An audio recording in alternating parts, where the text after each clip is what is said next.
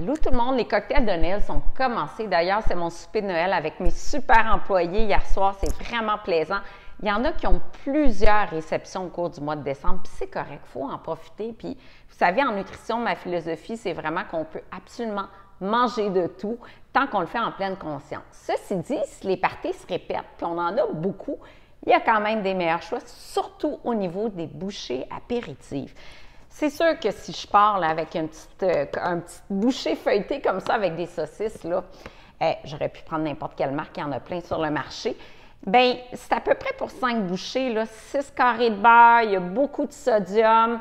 On commence, on n'a pas pris le repas, puis on a déjà autour, si on prend une coupe de bouchées, autour de 1000 calories, beaucoup de sel. Ça nous donne envie de boire davantage, puis ça part avec une certaine lourdeur. Dans les meilleurs choix, bien, les petits cocktails de crevettes comme ça c'est vraiment, vraiment gagnant. Puis bien sûr, les bouchées maison. Moi, j'aime beaucoup les petites bouchées avec crevettes, mangue et avocat ou encore des petites brochettes de tomates bocconcini, basilic. Pensez légumes, pensez protéines. Il y a des choix qui sont quand même intéressants. Là, ici, par exemple, des petites brochettes de crevettes un peu salées, mais qu'on peut faire au four. C'est quand même pas si mal. Et il y a toutes sortes de nouveautés vegan, végé, mais souvent c'est salé puis c'est quand même transformé. Donc, vraiment privilégiez les petites bouches apéritives maison. Vous allez quelque part, souvent il manque de légumes. Proposez d'apporter un plateau de crudité, ajouter de la variété avec des choux-fleurs de couleur, avec des carottes qui sont pourpres, par exemple, une petite salsa maison, ou pourquoi pas une trempette à base de yogourt grec.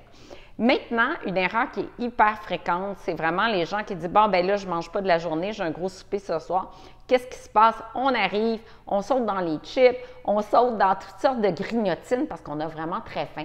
Donc, manger léger, genre une soupe aux lentilles le midi, c'est parfait avec un yogourt grec, avec du fromage, peut-être un fromage plus faible en gras, étant donné que le soir, souvent, on a des fromages qui sont plus riches. Comme ça, on arrive à la réception, on est moins affamé, on n'est plus en contrôle. Vous l'aurez compris, c'est plate à dire, mais chaque verre de vin après un verre d'eau. Là, j'ai pris de l'eau minérale pétillante, j'ai mis des bleuets surgelés, on pourrait mettre des canneberges.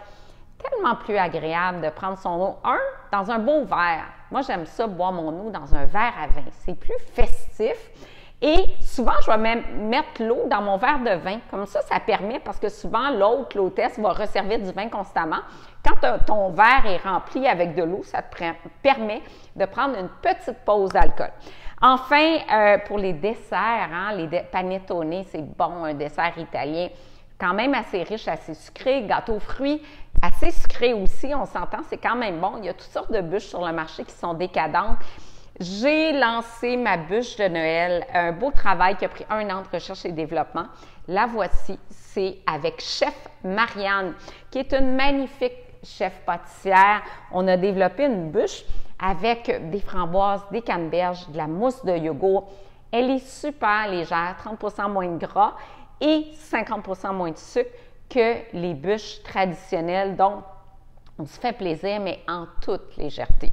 Alors, voilà pour mes petits conseils. Je vais vous revenir avec les fêtes, avant les fêtes en fait, avec d'autres conseils gagnants. Et puis, bien, bonne réception. Et puis, profitez-en.